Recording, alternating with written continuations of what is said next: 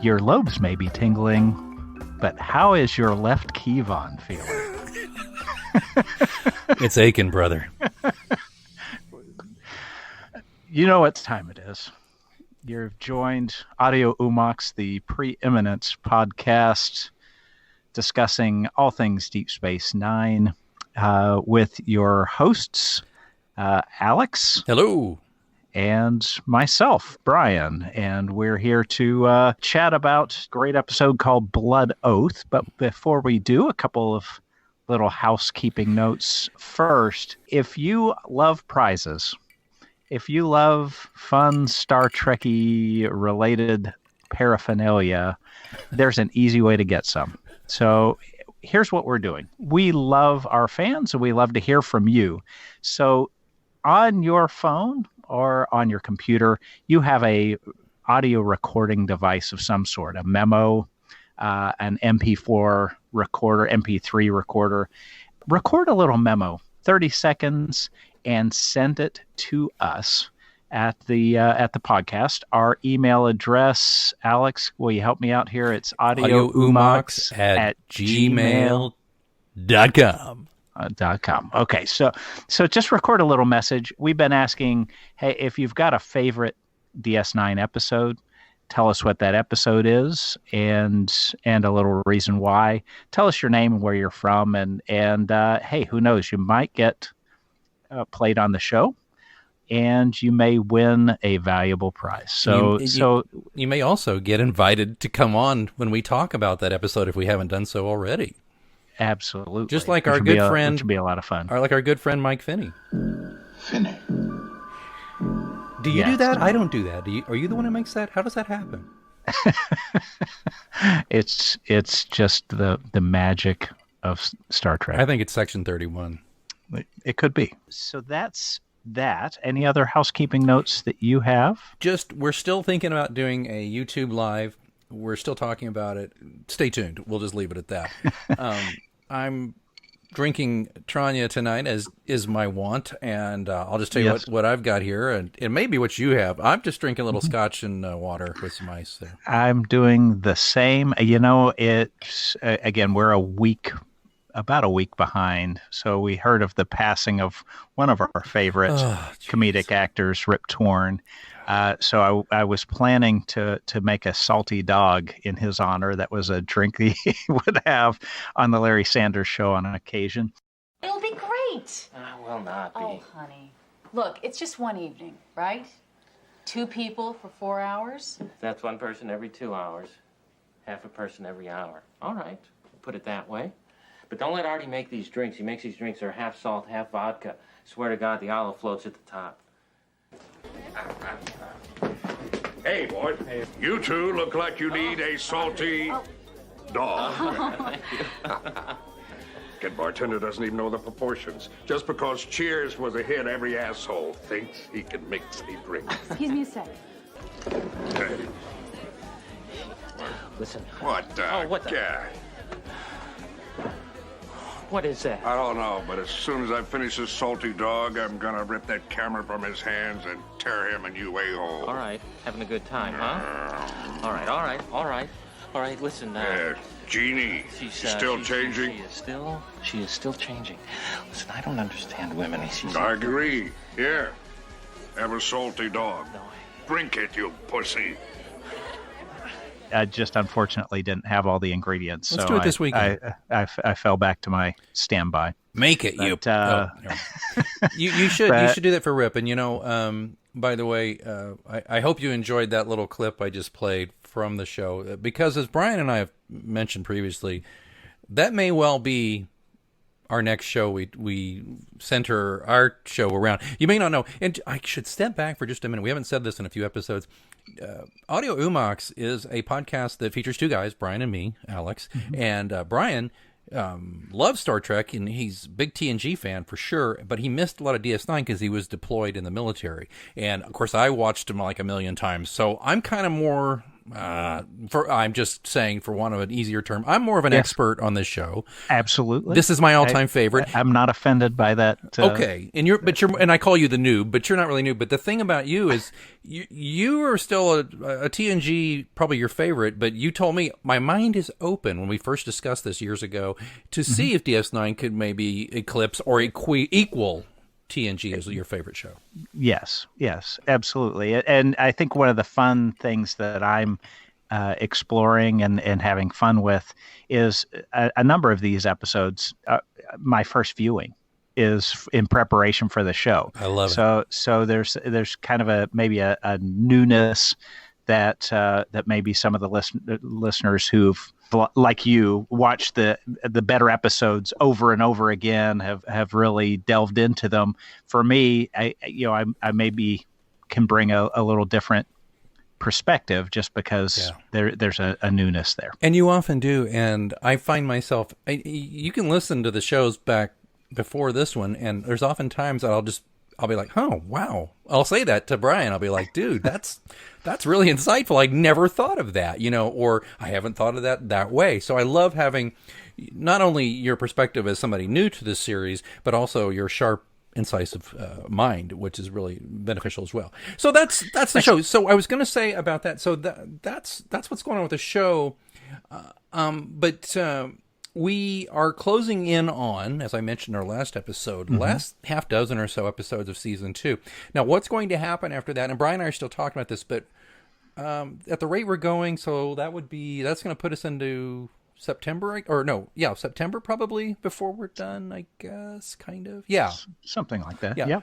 So we're not going to jump right into season 3. There's going to be a couple of things. One, and I don't know if it's a big decision. We're going to decide if we're going to keep going to season 3 and keep going. We do this every year. We're going to decide, do we want to keep doing this? Is there an appetite for it? But that's one thing. But no matter what we decide to do, whether we decide, hey, this has been fun, but again, and we're not going to do this to like gin up false emotional things. Like we're not like Hauntcast. There's this great podcast about Halloween haunters that I listened to for years, and they've like quit 5 times and come back. We're not trying to do that. We're not trying to play with your emotions, but if we decide not to come back to do it, we're still going to finish out the year with shows. And the shows, though, maybe a little bit more like kind of like Inglorious Trek-Spurts, where we're just going to pick certain Trek themes and talk about them. And that may be a way we go. I don't know. Sure. I got to admit, I mean, it takes some time to do 26 episodes, and we're just now finishing the first 52 this year. Oh my God. I mean, it's going to take some time. But anyway, I'm not trying to freak people out or start a campaign, an email campaign where we get 3 people saying, "Oh, please don't go away." We're not trying to do that either. So I just wanted to say though that what you will get once we're done with this is we're going to have some of these fun topics. And this is why I'm mentioning this, Brian. I want to just plant this bug now, and then we can get to this episode. But what I'd love is if you have topics, listeners, that you think would be fun to cover and that you could chime in on social media or record a message about as we get to them, like in late September and October, November, December. Like, I'll give you a couple of quick examples. Guilty pleasures. What are your guilty pleasures of Star Trek in general? Like, what are the maybe Spock's brain is your jam. And we could talk about that. I know I've got some serious guilty pleasures when it comes to Trek, and I know Brian does too. So something like that, or our best episodes, and you ask us to kind of rate our best episodes of the entire oeuvre, all that. So just want to put that in your ear. Great, yeah, that sounds like fun. For me, it might even be fun. Favorite secondary character, which was a lot of fun on What We Left Behind, was exploring some of the secondary characters that were recurring but were not part of the primary cast, and who's your favorite there and why. Yeah. So, that's a great topic, and we could do that right now, but we can't because we swore an oath to get through this episode before it was overly long. So yes. Here we go. I'm going to get into Blood Oath now. You going to come with me, Brian? I'm here with you. Well, you know what happened? Back when Dax was Curzon Dax, which is one of her former hosts, or the Symbiont host before Jadzia, he was pretty tight with some Klingons while he was serving his diplomatic post.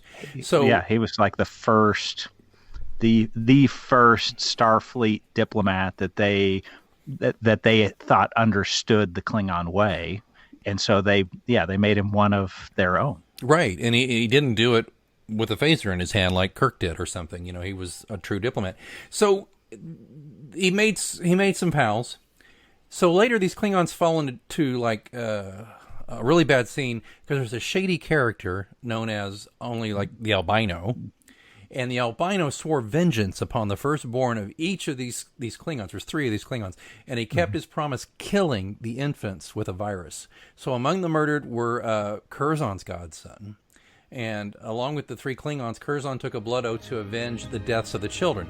So reunited on DS9, the 3 Klingons, it's Kang, Koloth, and Kur. How did you get in here? I am Koloff. That doesn't answer my question. Yes, it does. They find Jadzia, and now they must figure out, okay, are they going to let her keep the oath even though she's not Curzon anymore? She's still Dax, but she's Jadzia. And will she be able to go along in this kind of Magnificent Seven kind of deal and help kill the albino? Or will she do what Sisko tells her, which is basically to stay on the station and stick to, her oath to the Federation, not the previous host's oath to these 3 Klingons. So that's kind of what it is. And I don't want to go any deeper into what happens because, come on, if you're listening to this show and you haven't seen this episode, come on, if you're just a casual DS9, this is like, if you haven't seen this one and Trials and Tribulations and In the Pale Moonlight, we can't help you. So right. I want to get right into this, and I want to lead off, if you don't mind, with a few. Please. Okay, now I'm a Trekker from the original series. Well, I was alive at the tail end of production, but I obviously was not watching it in the womb or my first couple of years of life. But I was like what you'd call a first generation fan from the syndicated years in the early 70s, and I watched the animated series. So I am intimately familiar, well, as a viewer, with Kang and Koloth and Kur. And just big surface moment here. What a joy. And I still remember being so excited when this episode first aired to see them. If you're not sure who we're talking about and you need a scorecard, let me just make it simple. Okay, so Kang was in Day of the Dove, and that's the one where the creature got on the Enterprise and outfitted everybody on both sides. The Klingons got beamed over from a ship that was damaged, and then Scotty destroyed the ship because it was a hazard to navigation in the vicinity, because apparently the galaxy is a pretty small place and there's a Klingon ship that's crippled out there. So they've got all these Klingons. They put the red tag on the on the window for it was like 2 weeks, and nobody came. So it goes to auction. And Scotty was always happy to blow up a Klingon ship. So they blew it up, but so they had all the Klingon crew on the Enterprise. And then, long story short, this creature fed on their violent emotions, so it transmuted all their weapons into sharp-edged weapons, swords and knives, and they duked it out. And Kang... Listen to him. We are all in danger. Mara, before you start killing, give me 1 minute. King, don't! What have they done to you, Mara? You out of your mind? What have they done to you?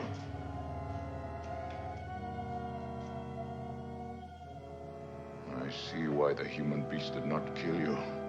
They didn't harm me. Listen to him.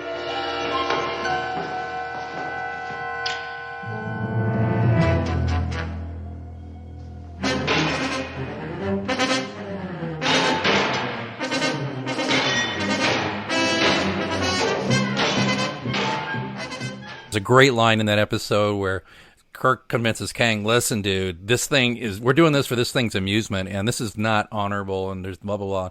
And Kang's like, only a fool fights in a burning house. It's a great line. So that's Kang, and he's played by Michael Ansara, a great Syrian-American actor who we lost a few years ago. He lived into his 90s, just a brilliant actor. He was also Killer Kane on the Buck Rogers in the 25th Century reboot with Gil Gerard. So we had Michael Ansara. So then we have Koloth. Arguably is my favorite of the 3. Koloth, if I have to tell you, He was the antagonist in The Trouble with Tribbles. Captain's log, stardate 4524.2. A Klingon warship is hovering only 100 kilometers from Deep Space Station K7, while its captain waits in the station manager's office. Their intentions are unknown. Ah, my dear Captain Kirk. My dear Captain Koloff. Let me assure you that my intentions are peaceful. As I've already told Mr. Lurie, the purpose of my presence here is to invoke shore leave rights. Shore leave? Captain, we Klingons are not as luxury-minded as you Earthers. We do not equip our ships with, how shall I say it, non-essentials. We have been in space for 5 months. And what we choose as recreation is our own business. I might also add that under the terms of the Organian Peace Treaty, you cannot refuse us. Yes, well, I don't make those decisions. Mr. Lurie is in charge of those matters. Captain, may I speak to him? Kirk, I don't want them here, but I don't have the authority to refuse. Well, I have the authority to act. I'm going to use it. My dear Captain Koloff, You may indeed bring your men down on shore leave, with only 12 at a time. And I assure you that for every man you bring down here, I shall have one security guard. There'll be no trouble. Captain Kirk, there's been no formal declaration of hostilities between our two respective governments. So naturally, our relationship will be a peaceful one. Let us both take steps to keep it that way. Of course. He was the kind of Klingon. And by the way, the actor William Campbell also played the first Q, also known as Trelane in The Squire of Gothos. He was that guy. But he played Koloth, the Klingon, who was Kirk's antagonist in The Trouble with Tribbles on Space Station K7, and he was kind of this officious, scheming, kind of a prick Klingon. So he wasn't really a fighting Klingon in that episode. He was more of just a real pain in the ass Klingon. But he got good wordplay, and William Campbell, he just added a delightful verbal sneer to everything. It was really good. So Kirk, of course, bests him there, and Scotty gets his revenge on this crew, too, by beaming the whole kit and caboodle of Tribbles into the hold of the Klingon vessel, or there'll be no Tribble at all. All right, so then you have Kur. Now, Kur was an errand of mercy, where the Organians, this is the one where the Klingons had taken control of a planet. Kur comes down. He's the territorial governor now for the Klingons, and they're like assassinating all these poor, simple third world kind of village folk. And Kirk and Spock are like, we're gonna die on our feet, not on our knees here. And they become like terrorists for a little bit. And it's like Kirk and Spock lost sight of what they were trying to do there. They stopped being liberators and just became bloodthirsty. The Organians basically are like, okay, it's painful to be around you people. It's kind of like I am after a weekend with like little children. Because after a while, I just can't take it anymore. I'm just like, right. You guys got to all SDFU and get out of my sight. So that's kind of how they were with them. And so the entire Klingon fleet, which is coming to meet the Federation, there was going to be a big war of Organia. The Organians created the Organian Peace Treaty. And at the end, and Kor's great. John Colicos playing Kor, who just fantastic. We lost him a while back, too. Great actor. He was the original Baltar on Battlestar Galactica, by the way, the original Battlestar Galactica. Great scene-chewing guy. Also did a great version of The Postman Always Rings Twice with Jessica Lange and Jack Nicholson.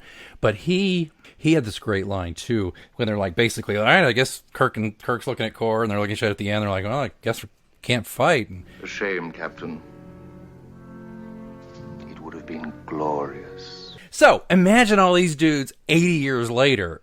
Right. And they're not in the original series makeup anymore. They're in the updated, modern Klingon makeup, which was explained. So how do you explain that, by the way? Well, it is explained, actually, on the series Enterprise, which I know you didn't watch much of either. And do you want me to explain that real quick or no? Oh, well, did they age? Is that just how they age?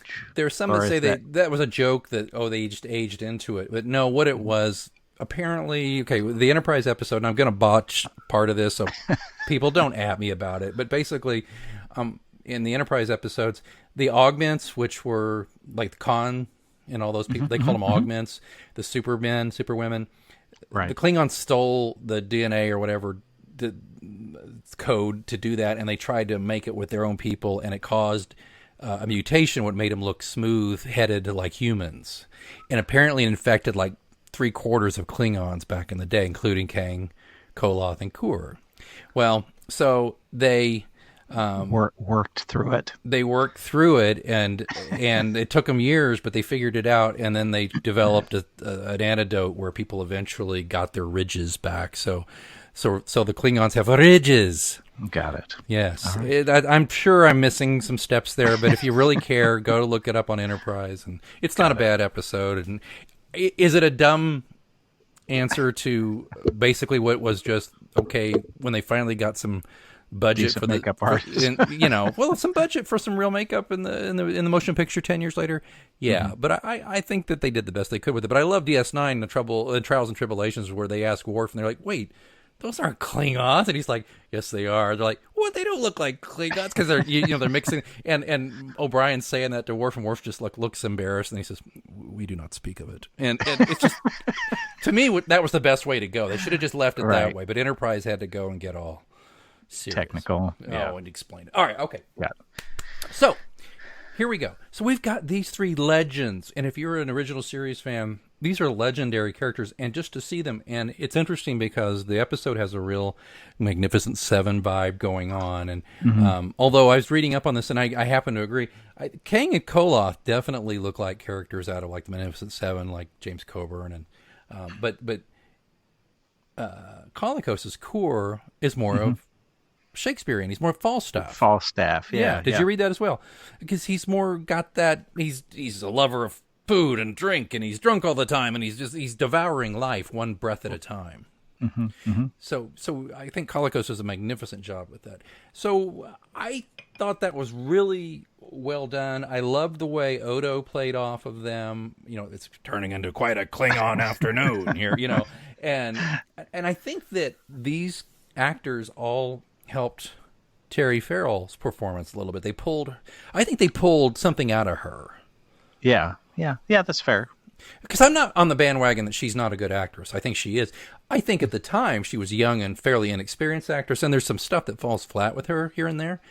But I don't have a big issue with her acting like some people do. If you look up, if you ever want to know, just Google worst actors of each series, and unfortunately Terry's usually the one for DS9. I don't like that shit, but it happens. Right. And but I think what they did, they each gave her a facet to play off of. You had Kor's just big personality, and you had Koloth's cool, flinty personality, and then you had Kang, who had this kind of this soulful personality, and I think Jadzia really got to play to each of those, and she also got. I mean, think about this: she got to play opposite three of the greatest character actors of the 20th century in TV character actors. She also got to play off a very strong scene with Sisko. Yes. And that was a hard one, and a good one with Kira. Oh yeah, where they're talking about the cost of, it's another cost of war discussion with Kira, right. and her saying, if you take someone's life, you lose part of your own as well. That was that interaction was pretty, though short, was pretty rich, and it just, I mean, when breaking from that scene and the scene between her and Sisko to the final scene, the relationship changed. It did. She left. She did. And probably had no desire to discuss what precisely went down. And they're left to assume that whether she performed the act or not of revenge, she participated in it. And so that changed how they view her. I think so. But it was necessary for her growth. It's clear that she is not going to adhere to every little rule of the Trill with the new host. You're supposed to leave behind. And the more I think about it, it's like, how can they? It may be a great guideline, but you can't get a little bit pregnant, Right. How do you yeah, it's a big galaxy, but you're still going to run into people apparently. And what are you supposed to do? So I think she handled it well. There's some now. Let me just kind of go with what I really loved about it, because there's some bits and pieces that I'd love to talk about that are maybe a little, but I loved how well everybody played off each other. And these actors were all in advanced years. They're all getting up there. In fact, William Campbell was basically retired from acting, and they had to go. They tracked him down. I think Ira Bear said we couldn't find him until he realized, oh shit, he's been on the Star Trek cruises. That's where we found him. Yeah. And then Sarah and Kolikos were still acting a lot. Now Kolikos was only in his early 60s when he did this, but the others were older. But I thought it was so brilliant to see them, and I don't think they wasted much on this with them. Like sometimes there's missed opportunities when they pull people back, and you're just like, It's kind of like when Khan and Kirk and Wrath of Khan, fantastic film, but they never got to meet mano a mano.